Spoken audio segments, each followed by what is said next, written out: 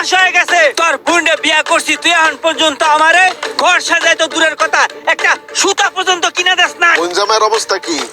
বোনটার কপালটা পুড়ছি, একটা হাইতের কাছে বিয়া দিছি। আজকে তোরে আসার দিয়ে তোর পেলে গাইলে এলাম। তোকে কথা ছিল তোর বোনকে বিয়ে করলে তুই আমার ঘর সাজাই দিবি। আজকে 3 মাস হয়ে গেছে তোর বোনকে বিয়ে করছি, তুই এখন পর্যন্ত আমারে ঘর সাজাই তো দূরের কথা, একটা সুতা পর্যন্ত কিনে দেস নাই। এই বেটা কোন দিকটা পয়সা গেছি গা। এই দেশে বহু বাড়িওয়ালা আছে, ওগো বোনকে আমার কাছে বিয়া দেওয়ার লেগে পাগল হয়ে গেছিল, তারপরও আমি তোর বোনকে বিয়ে করছি।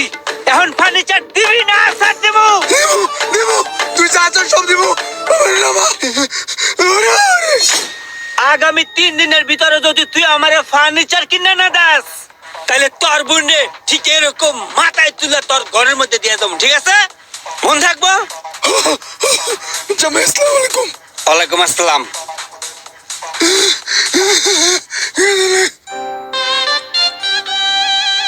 রে বাসু, এ মুরগির না আনছি মাইতাছো কে? ভাই বোনের কপালটা শেষ ভাই, নিজের হাতে বোনের কপালটা পুড়ে গেছে। বোন জামাই আইছিল ভাই, আমার মাথায় তুললে পাশার মারা ধরছিল, কইছে যে ফার্নিচার আর গর্ব না আসাই দিলাম। আরে ভাই গালাইছে। তোমার দোকানের অবস্থাও তো বালা না, দোকানে মাল উঠাও না কে? বোনের কপালটা বাঁচাইলো আগে ভাই।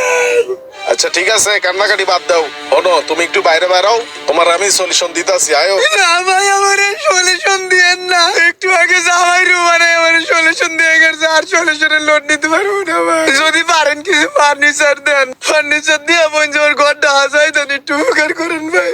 আরে ঘাবড়ায়ও না, তোমার আমি সলিউশনই দিতাছি। ঘরা যাই না সলিউশনই দিব। আয়ো।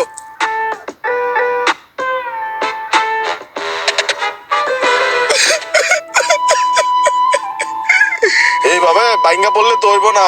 টাকা পয়সা কিছু আছে? ভাই টাকা পয়সা আছে কিছু, হালকা পাতলা, বুঝছেন?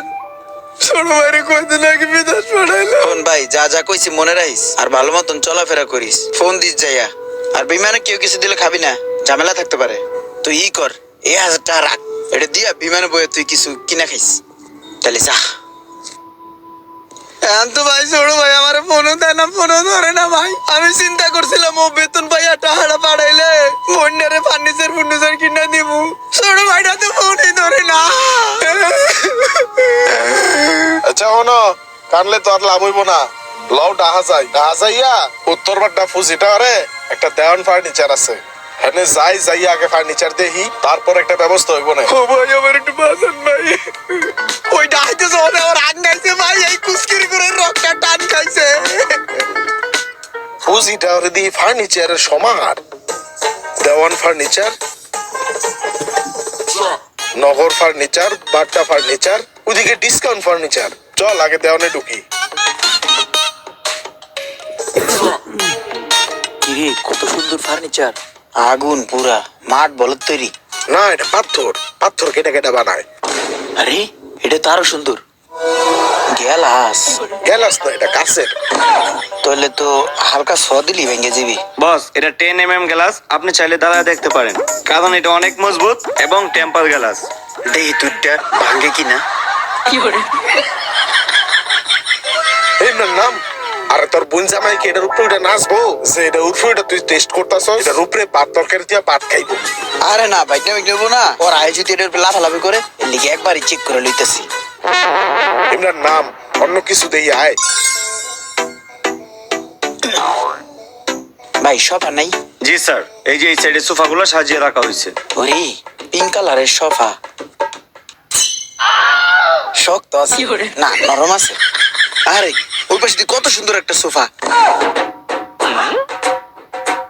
সোহাগ ভাই, আমি তো ভালাইলাম, আপনি একলাই তো 3 জনের সমান ওজন। ভাগনা ভাগনা হইব না, 4-5 জন হলে তো অন্ধের কাছে ভালাইবো, তখন ভাঙে যেতে পারে গা। আপনি এক কাজ করেন, আপনি 2টা ভাল দেন, দেখি দেওয়ানের মাল কত টেকসই চেক করি। এই বেটা, তোর বাইক না বাইক কি আমার মতন মোড়া হইব রে? চেষ্টা করে দেখতে পারেন, সমস্যা নেই। তাই তো ব্যাপারটা বুঝতেছে না ভাই, আমি কিন্তু 100 কেজি ওজন। সমস্যা নেই, আপনি ওঠেন।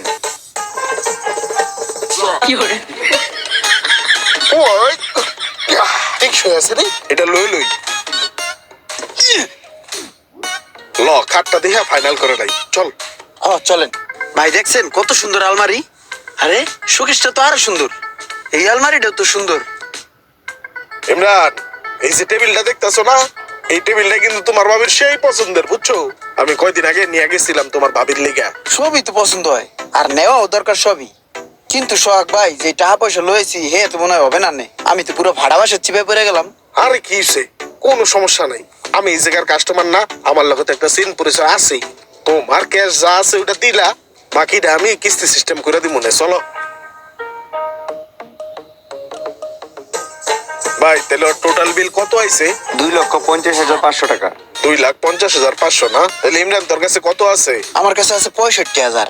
তাহলে 65,000 টাকা জমা দিচ্ছি, বাকিটা ইএমআই করে ফেলেন। ঠিক আছে, তাহলে তোর তো কার্ড নাই, আমার কার্ড দিয়ে আমি ইএমআই করে দিতেছি। তুই কিন্তু মাস শেষে শেষে বিলটা পরিশোধ করে দিবি, ঠিক আছে? ঠিক আছে তাহলে করে দেন। নেন ভাই, আমার কার্ড থেকেই করেন।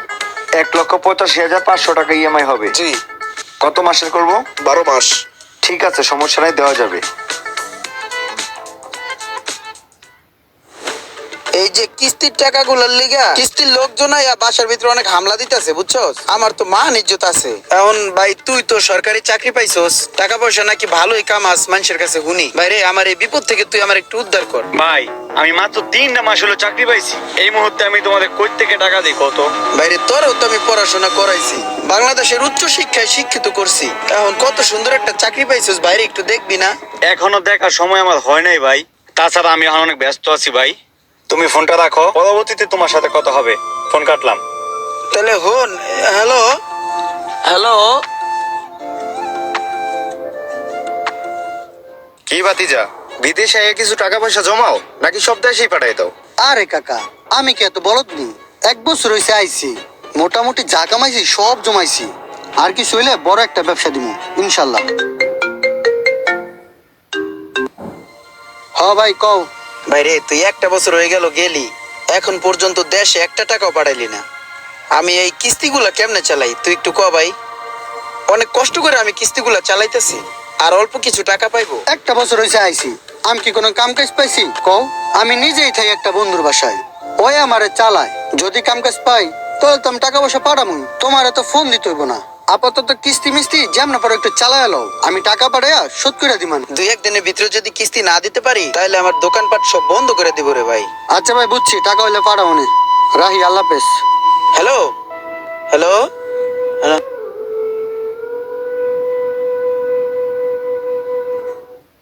বাসু মিয়া, তাহলে তোমার অবস্থাটা কি এখন কৌদি? আর ভাই অবস্থার কথা কি কমু, 2টা বছর হয়ে গেল গা। ছোটন গেল বিদেশ, ও আর আমার লগে ফোনে ঠিক মতন কথাও কয় না, আর টাকা পয়সাও পাঠায় না।